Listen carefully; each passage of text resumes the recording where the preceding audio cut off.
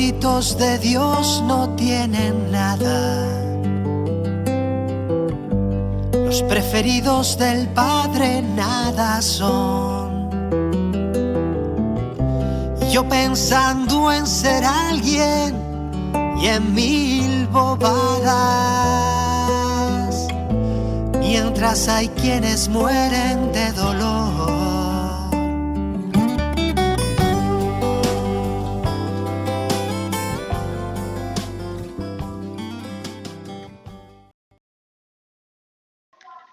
Hace 33 años, el 17 de octubre de 1987, el padre Joseph Besinski, una de las primeras personas que puso en evidencia el vínculo directo entre los derechos humanos y la extrema pobreza, hizo un llamamiento para luchar contra la pobreza, animando a conmemorar el Día Mundial para la Superación de la Pobreza Extrema.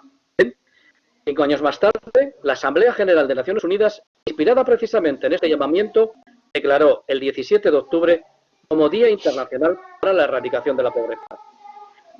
Este año 2020 la pandemia está agravando aún más, si cabe, esta pobreza y ha condicionado realmente la vida de todos.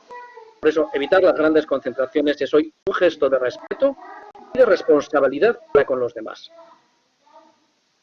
El colectivo interreligioso de Vitoria-Gasteiz, que lleva varios años haciéndose eco de esta jornada mundial, ha pensado en hacer algo pues, que pueda llegar a través de las redes sociales y que permanezca no solo un día. Se trata de una serie de entrevistas con personas de perfiles diferentes, pero que les une un detalle: su empatía con los más necesitados, los excluidos, los más pobres de entre los pobres. Y ahora, al otro lado, se encuentra con nosotros Abdelaziz Hamaoui. No sé si lo he dicho bien. Hamaoui, sí. Hamaoui, vale. Bueno, muy buenas y muchas gracias por tu tiempo. Muy buenas tardes. Muchas gracias a ti, Vicente, por la invitación. Bueno, Abdelaziz es un hombre muy joven, pero que tiene un currículum donde les puedo garantizar que este hombre no se ha aburrido. Por decir 4 cositas, 4 detalles. Es licenciado en Ciencias Islámicas, Teología Islámica por la Universidad de Usain, en Líbano, licenciado en Sociología por la UNED, máster y coaching de gestión de talento, y luego a lo largo de su vida pues ha sido presidente del Centro Cultural Islámico de Valencia, profesor de la Cátedra de las 3 Religiones en la Universidad de Valencia, fundador de varias comunidades islámicas en España, imán en varias mezquitas de España, asesor y formador de varias entidades islámicas y también de instituciones. Ha sido Premio Nacional de Juventud en la categoría de Comunicación Intercultural en 2013, miembro de la Mesa Interconfesional de Melilla, responsable de la Junta Islámica de Melilla, en fin, bueno, de verdad. Pueden buscarlo ustedes en internet porque tiene un señor currículum. Abdelaziz, quienes somos de creencias religiosas monoteístas, pues a veces caemos en la tentación de desear que ese ser todopoderoso lo sea hasta el punto pues, de intervenir en la vida de las personas, saltarse el principio de libertad y corregir en su mano mayor pues, las injusticias de este mundo y bueno, que un mundo que castiga a millones de seres inocentes, condenándolos a la pobreza, al dolor y a la muerte. Quisiera preguntarte si tú has tenido alguna vez la tentación de desear una intervención de estas justiciera en tu caso de Alá. Bueno, Dios siempre interviene, evidentemente, en algunas ocasiones de forma directa y en otras de forma indirecta. Y yo creo que esto es común entre todas las religiones. Hay unas competencias que son divinas y otras que son del ser humano. Dios nos ha dado unas capacidades y nos ha dado también un campo de libertad donde podemos actuar, donde debemos actuar para el desarrollo de la vida humana, de este mundo en el que habitamos. Preservarlo, cuidarlo, suministrarlo, administrar sus recursos. Y bueno, depende de cómo lo hacemos los humanos, se observan una serie de manifestaciones u otras. En el caso de la pobreza en concreto, que es el tema de nuestra conversación, Yo pienso que es una manifestación de un problema mayor que hay detrás, que es la desigualdad social. Creo que es un síntoma de enfermedad, no es la enfermedad en sí. Cuando el índice de pobreza supera cierto límite, algo va mal en la sociedad. Digamos que eso indica que esa sociedad está enferma y está... Un mundo en el que hay mucha pobreza significa que es un mundo en el que las personas no lo estamos haciendo bien para gestionar sus recursos, ¿vale? Pedir la intervención de Dios en todo momento creo que es una inmadurez, o es un desconocimiento, ¿no? Un desconocimiento a Dios, a las leyes universales. Hay unas leyes, Dios ha creado este universo y ha establecido unas leyes que no cambian, como la ley de la gravedad o cualquier ley de la física. Y entonces pedir que cuando yo quiera, cuando yo lo necesite, que Dios intervenga de forma directa para parar una injusticia, es como pedir que yo me caiga de un quinto sin que me pase nada, ¿no?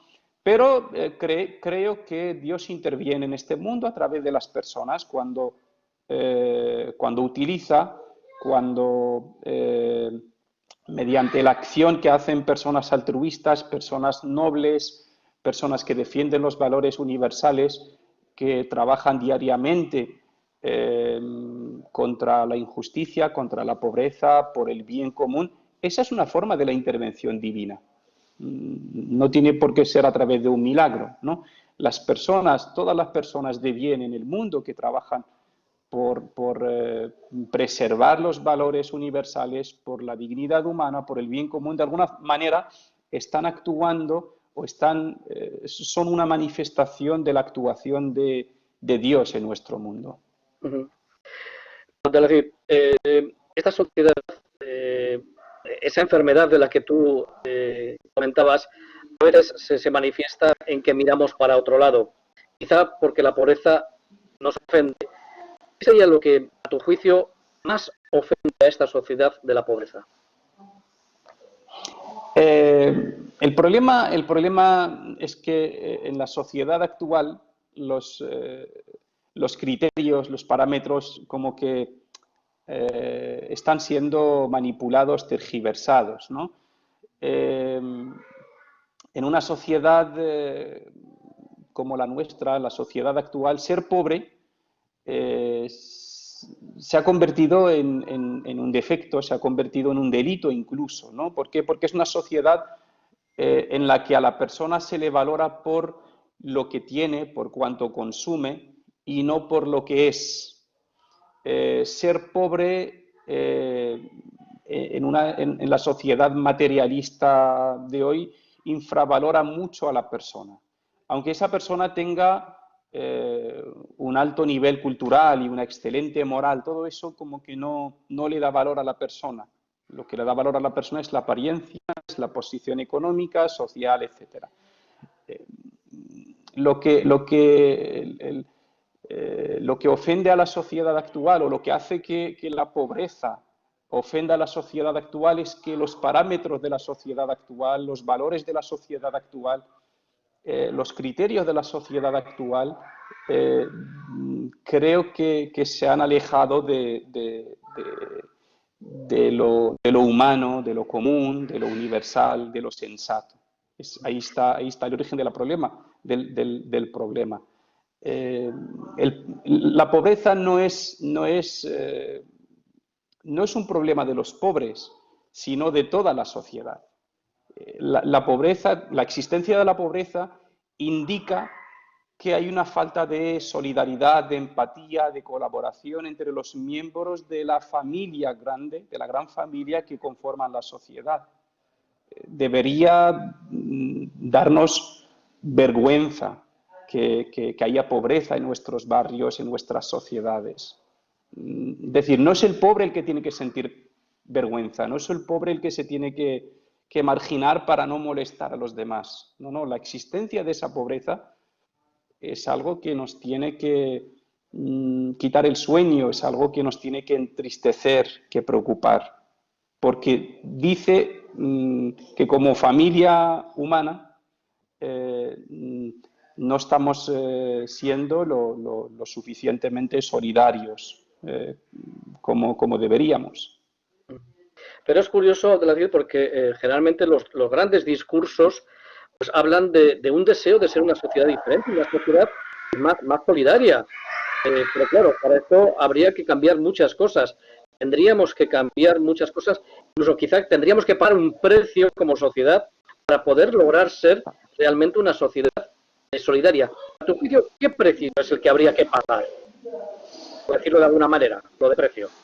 Sí, bueno, el precio, el cambio, ¿no?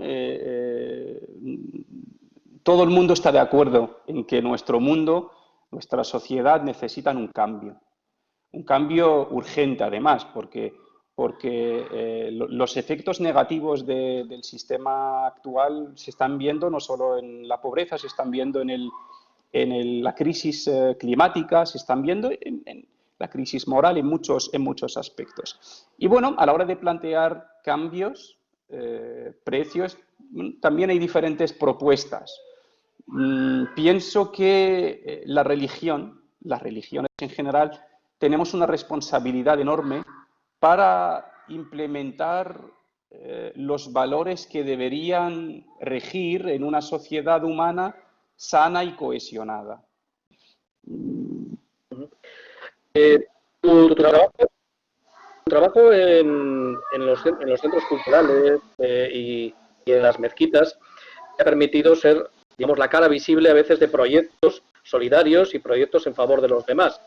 Pero claro, no has estado solo en esa tarea. Me gustaría preguntarte por todas esas personas que no se convierten en la cara visible de una acción o de un proyecto solidario, pero que sin ellas, sin duda, es imposible llevarlas a cabo. ¿Cómo son esas personas? Anónimas, en principio. Sí, yo diría que son personas altruistas, las personas que no buscan nada a cambio de una acción solidaria. Las personas que actúan por el deber y no sienten que están haciendo un favor a nadie. Las personas que cuando prestan algún tipo de ayuda a alguien, encima le dan las gracias porque se sienten en deuda con esas personas o le piden perdón, ¿no? Personas que no buscan ni siquiera una foto, ni siquiera un selfie de lo que hacen. Esos son los verdaderos líderes, los verdaderos héroes, los que provocan con su trabajo en silencio los grandes cambios e impactos positivos. Y estas personas las hay en todas las organizaciones y en todos los proyectos. Si un proyecto crece y avanza y prospera, es porque dentro de este proyecto hay personas de estas características. Las personas nobles, con grandes corazones, personas entregadas por completo a su causa, personas que creen en su causa, creen en lo que hacen, que se dejan la piel en un proyecto solidario, en una causa justa. Esas personas son la esperanza y son la garantía de la continuidad y el éxito de un proyecto solidario. Y son también la garantía de que esta lucha contra la pobreza y a favor de la igualdad, la justicia, es decir, la lucha por la defensa y la protección de los valores universales es una lucha ganada, ¿no? Una lucha en la que actúa el instinto humano, actúa la fuerza divina, ¿no? El apoyo de Dios a un colectivo, aunque sea inferior en número, aunque no cuente con muchos recursos, pero es poderoso, es fuerte, contra toda la ola del egoísmo, del materialismo, a la que nos vemos enfrentados, ¿no? Yo conozco a unas cuantas personas de estas características y las he visto, Y a mí personalmente me han servido de motivación. Cuando ves a una persona que trabaja con total sinceridad, que no busca la fama, que no busca el protagonismo, eso multiplica las fuerzas y la energía de las personas que tiene a su alrededor.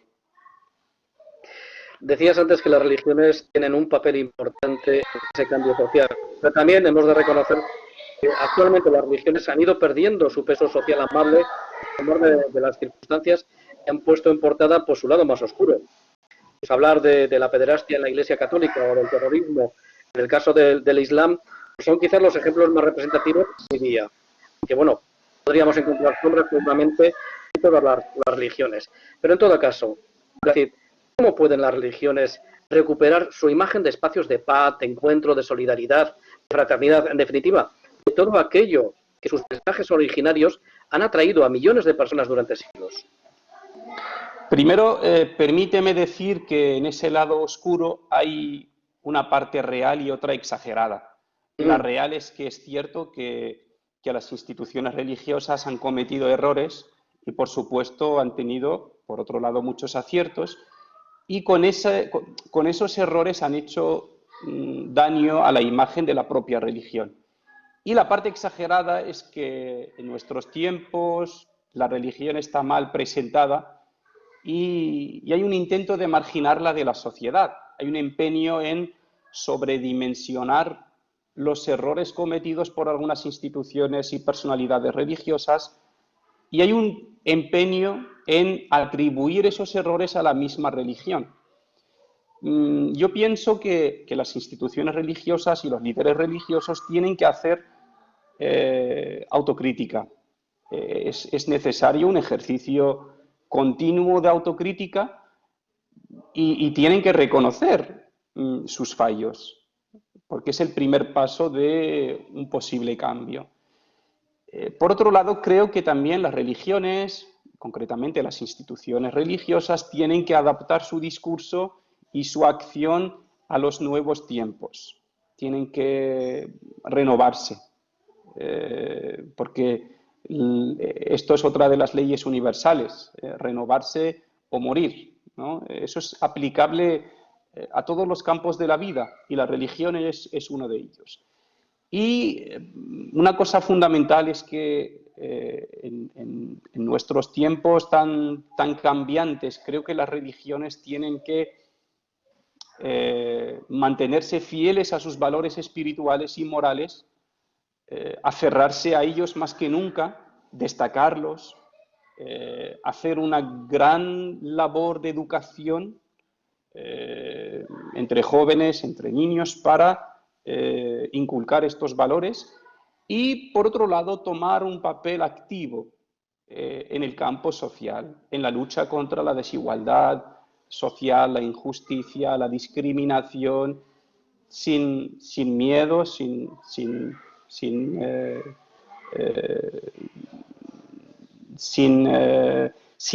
actuar como si fueran un partido político que tiene que medir todo en base a ganancia o pérdida política, ¿no? Nosotros actuamos en el campo de los valores y los valores son absolutos y creo que no hay que negociarlos. En términos de valores no tenemos que ser comerciantes.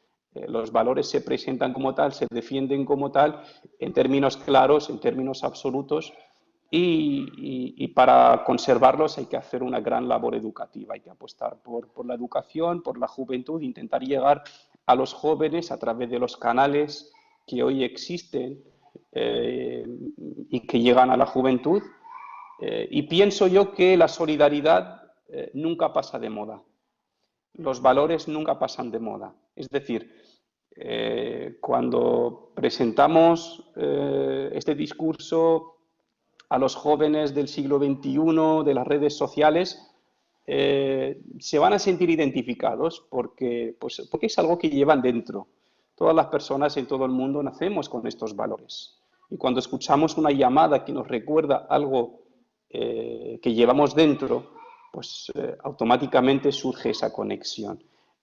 La solidaridad, la fraternidad, la justicia, la cooperación no pasan de moda nunca, nunca. siempre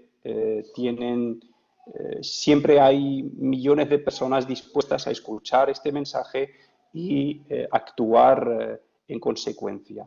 Ahora, las religiones tenemos que encontrar el canal adecuado de comunicación para transmitir este mensaje educativo y espiritual.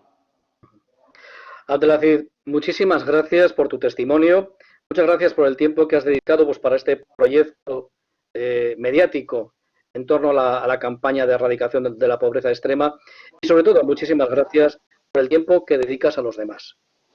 Muchísimas gracias a vosotros por la invitación, es un honor para mí participar este año, aunque de forma telemática, y espero que tengamos nuevas oportunidades de colaboración y que sea un contacto personal. Así sea. Un fuerte abrazo.